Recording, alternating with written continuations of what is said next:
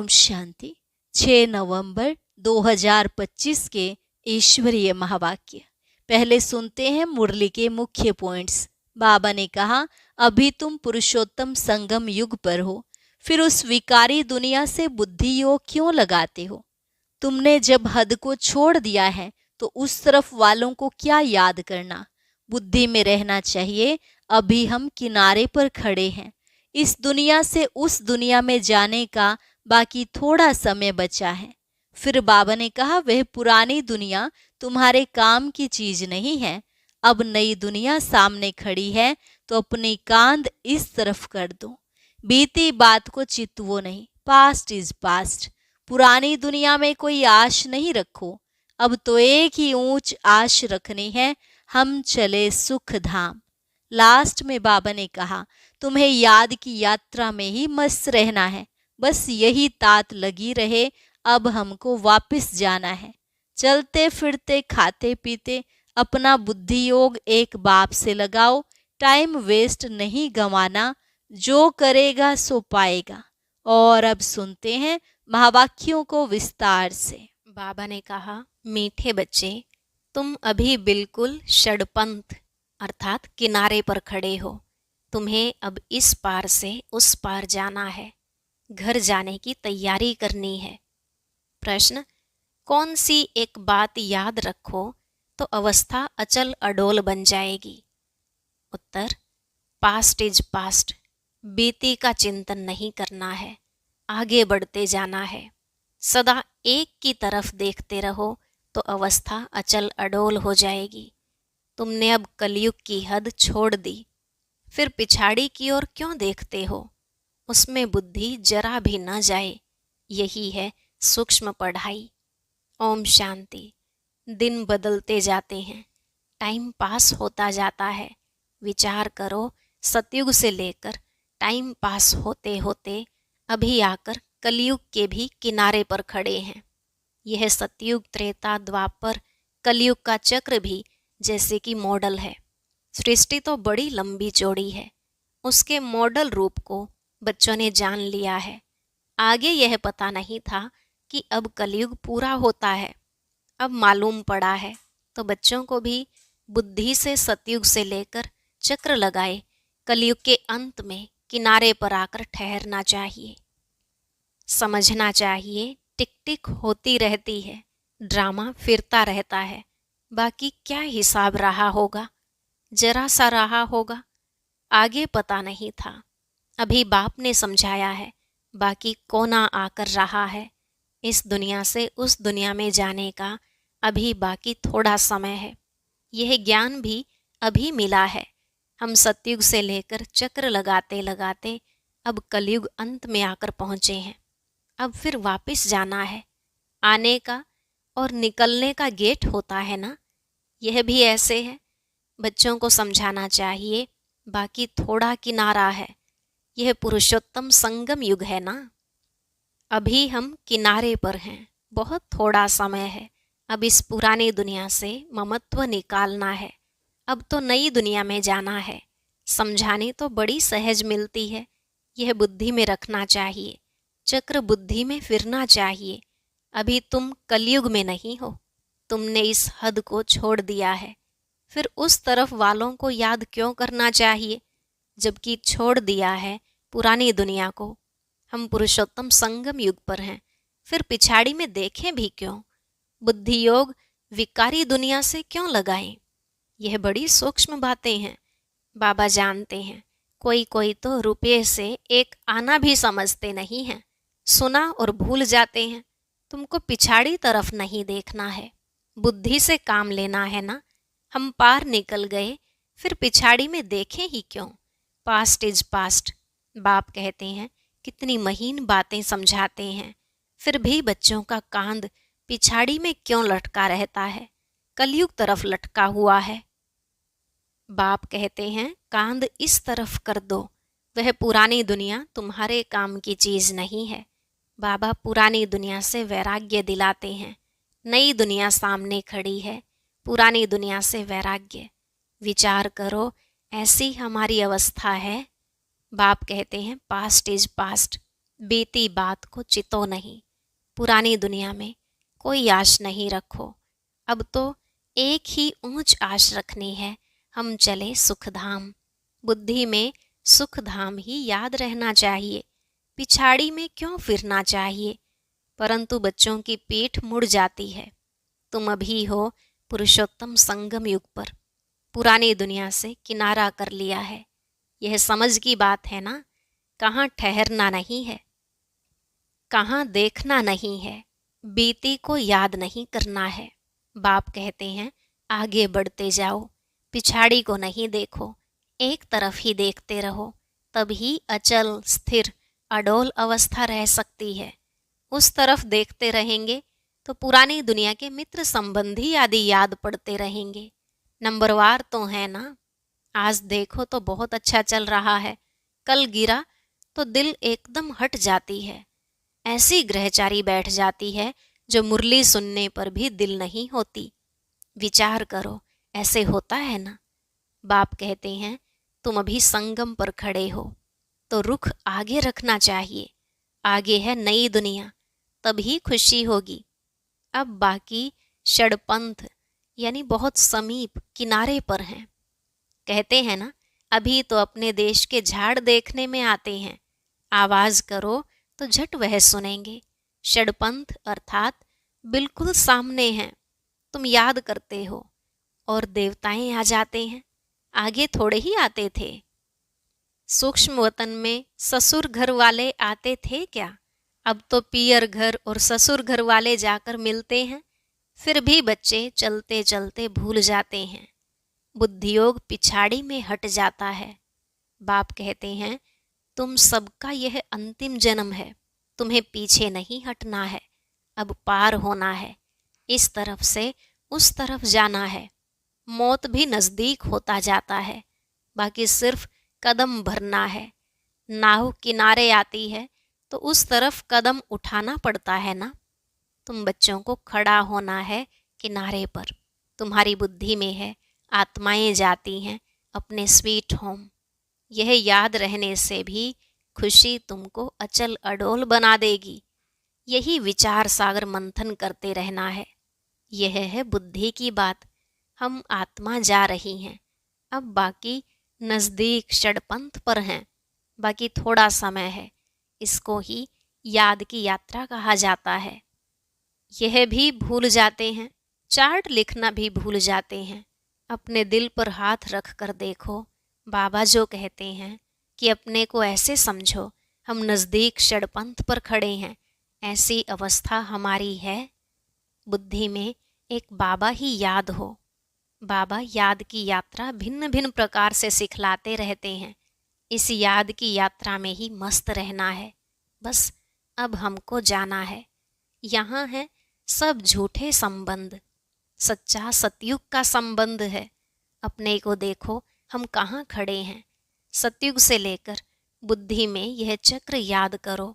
तुम स्वदर्शन चक्रधारी हो ना। सतयुग से लेकर चक्र लगाए आकर किनारे पर खड़े हुए हो। षडपंथ हुआ ना। कई तो अपना टाइम बहुत व्यर्थ गवाते रहते हैं। 5-10 मिनट भी मुश्किल याद में रहते होंगे। स्वदर्शन चक्रधारी तो सारा दिन बनना चाहिए। ऐसे तो है नहीं। बाबा भिन्न भिन्न तरीके से समझाते हैं। आत्मा की ही बात है। तुम्हारी बुद्धि में चक्र फिरता रहता है। बुद्धि में यह याद क्यों नहीं रहनी चाहिए?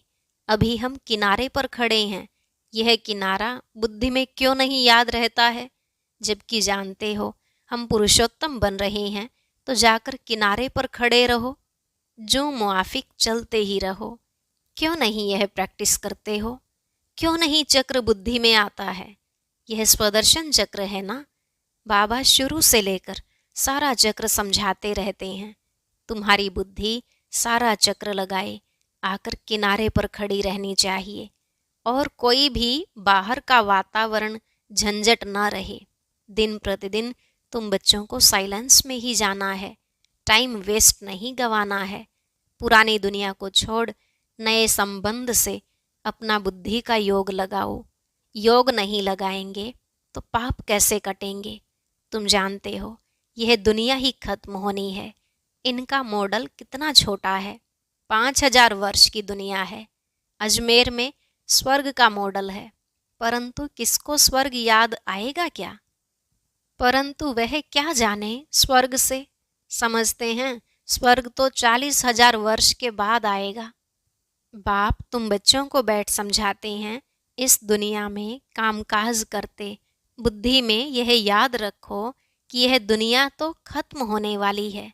अब जाना है, हम पिछाड़ी में खड़े हैं। कदम कदम जो मिसल चलता है, मंजिल कितनी बड़ी है। बाप तो मंजिल को जानते हैं ना। बाप के साथ दादा भी इकट्ठा है, वह समझाते हैं तो क्या यह नहीं समझा सकते? यह भी सुनते तो है ना। क्या यह ऐसे ऐसे विचार सागर मंथन नहीं करता होगा? बाप तुमको विचार सागर मंथन करने की पॉइंट सुनाते रहते हैं। ऐसे नहीं कि बाबा बहुत पिछाड़ी में है। अरे यह तो दुम लटका हुआ है, फिर पिछाड़ी में कैसे होगा? यह सब गुहिए गुहिए बातें धारण करनी है, गफलत छोड़ देनी है। बाबा के पास 2-2 वर्ष के बाद आते हैं। क्या यह याद रहता होगा कि हम नज़दीक किनारे पर खड़े हैं, अभी जाना है? ऐसी अवस्था हो जाए तो बाकी क्या चाहिए? बाबा ने यह भी समझाया है, डबल सिर ताज यह सिर्फ नाम है, बाकी लाइट का ताज कोई वहाँ रहता नहीं है। यह तो पवित्रता की निशानी है। जो भी धर्म स्थापक हैं उनके चित्रों में लाइट जरूर दिखाते हैं, क्योंकि वह वाइसलेस सतो प्रधान है। फिर रजो तमो में आते हैं। तुम बच्चों को नॉलेज मिलती है, उसमें मस्त रहना चाहिए। भल तुम हो इस दुनिया में, परंतु बुद्धि का योग वहाँ लगा रहे। इनसे भी तोड़ तो निभाना है। जो इस कुल के होंगे वह निकल आएंगे। सैपलिंग लगना है। आदि सनातन देवी देवता धर्म वाले जो होंगे वह जरूर आगे पीछे आएंगे। पिछाड़ी में आने वाले भी आगे वालों से तीखे जाएंगे। ये पिछाड़ी तक होता रहेगा। वह पुरानों से तीखे कदम बढ़ाएंगे। सारा इम्तिहान है याद की यात्रा का। भल देरी से आए हैं, याद की यात्रा में लग जाएं और सब धंधा धोरी छोड़ इस यात्रा में बैठ जाएं। भोजन तो खाना ही है, अच्छी रीति याद में रहें तो इस खुशी जैसी खुराक नहीं। यही तात लगी रहे। अभी हम जाते हैं। 21 जन्मों का राज्य भाग्य मिलता है। लॉटरी मिलने वालों को खुशी का पारा चढ़ जाता है ना। तुमको बहुत मेहनत करनी है। इसको ही अंतिम अमूल्य जीवन कहा जाता है। याद की यात्रा में बहुत मजा है। हनुमान भी पुरुषार्थ करते करते स्थैर्यम बनाना। भंभोर को आग लगी, रावण का राज्य जल गया। यह कहानी बना दी है। बाप यथार्थ बात बैठ समझाते हैं। रावण राज्य खलास हो जाएगा। स्थैर्यम बुद्धि इसको कहा जाता है। बस अब षडपंथ है, हम जा रहे हैं। इस याद में रहने का पुरुषार्थ करो, तब खुशी का पारा चढ़ेगा। आयु भी योग बल से बढ़ती है। तुम अभी दैवी गुण धारण करते हो, फिर वह आधा कल्प चलती है। इस एक जन्म में तुम इतना पुरुषार्थ करते हो, जो तुम जाकर यह लक्ष्मी नारायण बनते हो तो कितना पुरुषार्थ करना चाहिए। इसमें गफलत व टाइम वेस्ट नहीं करना चाहिए। जो करेगा सो पाएगा। बाप शिक्षा देते रहते हैं। तुम समझते हो कल्प कल्प हम विश्व के मालिक बनते हैं। इतने थोड़े टाइम में कमाल कर देते हैं, सारी दुनिया को चेंज कर देते हैं। बाप के लिए कोई बड़ी बात नहीं, कल्प कल्प करते हैं। बाप समझाते हैं, चलते फिरते खाते पीते अपना बुद्धि योग बाप से लगाओ। यह गुप्त बात बाप ही बच्चों को बैठ समझाते हैं। अपनी अवस्था को अच्छी रीति जमाते रहो, नहीं तो ऊंच पद नहीं पाएंगे। तुम बच्चे नंबरवार पुरुषार्थ अनुसार मेहनत करते हो। समझते हो अभी तो हम किनारे पर खड़े हैं, फिर पिछाड़ी में हम क्यों देखें। आगे कदम बढ़ते रहते हैं। इसमें अंतर्मुखता बहुत चाहिए। इसलिए कछुए का भी मिसाल है। यह मिसाल आदि सब तुम्हारे लिए हैं। सन्यासी तो हैं ही हठ योगी, वह तो राजयोग सिखला न सके। वो लोग सुनते हैं तो समझते हैं यह लोग हमारी इंसल्ट करते हैं, इसलिए यह भी युक्ति से लिखना है। बाप बिगर राजयोग कोई सिखला ना सके। इनडायरेक्ट बोला जाता है तो ख्याल ना हो, युक्ति से चलना होता है ना। जो सर्प भी मरे, लाठी भी न टूटे। कुटुंब परिवार आदि सबसे प्रीत रखो, परंतु बुद्धि का योग बाप से लगाना है। तुम जानते हो हम अभी एक की मत पर हैं, यह है देवता बनने की मत। इसको ही अद्वैत मत कहा जाता है। बच्चों को देवता बनना है। कितना बार तुम बने हो, अनेक बार। अभी तुम संगम युग पर खड़े हो, यह अंतिम जन्म है। अब तो जाना है, पिछाड़ी में क्या देखना है। देखते हुए फिर भी अपनी अडोलता में तुम खड़े रहो, मंजिल को भूलना नहीं है। तुम ही महावीर हो जो माया पर जीत पाते हो। अभी तुम समझते हो हार और जीत का यह चक्र फिरता रहता है। कितना वंडरफुल ज्ञान है बाबा का। यह पता था क्या कि अपने को बिंदी समझना है? इतनी छोटी सी बिंदी में सारा पार्ट नोंधा हुआ है, जो चक्र फिरता रहता है। बहुत वंडरफुल है। वंडर कहे छोड़ना ही पड़ता है। अच्छा, मीठे मीठे सिकिलधे बच्चों प्रति माता पिता बाप दादा का याद प्यार और गुड मॉर्निंग। रूहानी बाप की रूहानी बच्चों को नमस्ते। रूहानी बच्चों की रूहानी बाप दादा को नमस्ते नमस्ते, गुड मॉर्निंग। शुक्रिया बाबा, शुक्रिया। धारणा के लिए मुख्य सार। पहला पॉइंट, पीछे मुड़कर नहीं देखना है। किसी भी बात में ठहर नहीं जाना है। एक बाप की तरफ देखते हुए अपनी अवस्था एक रस रखनी है। दूसरा, बुद्धि में याद रखना है कि अभी हम किनारे पर खड़े हैं। घर जाना है, गफलत छोड़ देनी है, अपनी अवस्था जमाने की गुप्त मेहनत करनी है। आज का वरदान, सर्व के दिल का प्यार प्राप्त करने वाले न्यारे प्यारे निसंकल्प भव। सर्व के दिल का प्यार प्राप्त करने वाले न्यारे प्यारे निसंकल्प भव। बाबा ने कहा, जिन बच्चों में न्यारे और प्यारे रहने का गुण व निसंकल्प रहने की विशेषता है, अर्थात जिन्हें यह वरदान प्राप्त है, वे सर्व के प्रिय बन जाते हैं। क्योंकि न्यारेपन से सबके दिल का प्यार स्वतः प्राप्त होता है। वे अपनी शक्तिशाली निसंकल्प स्थिति व श्रेष्ठ कर्म द्वारा अनेकों की सेवा के निमित्त बनते हैं। इसलिए स्वयं भी संतुष्ट रहते और दूसरों का भी कल्याण करते हैं। उन्हें हर कार्य में सफलता स्वतः प्राप्त होती है। स्लोगन, एक बाबा शब्द ही सर्व खजानों की चाबी है। इस चाबी को सदा संभाल कर रखो। एक बाबा शब्द ही सर्व खजानों की चाबी है। इस चाबी को सदा संभाल कर रखो। अव्यक्त इशारे, अशरीरी व विदेही स्थिति का अभ्यास बढ़ाओ। एक सेकंड में चोले से अलग तभी हो सकेंगे जब किसी भी संस्कारों की टाइटनेस नहीं होगी। जैसे कोई भी चीज़ अगर चिपकी हुई होती है तो उनको खोलना मुश्किल होता है।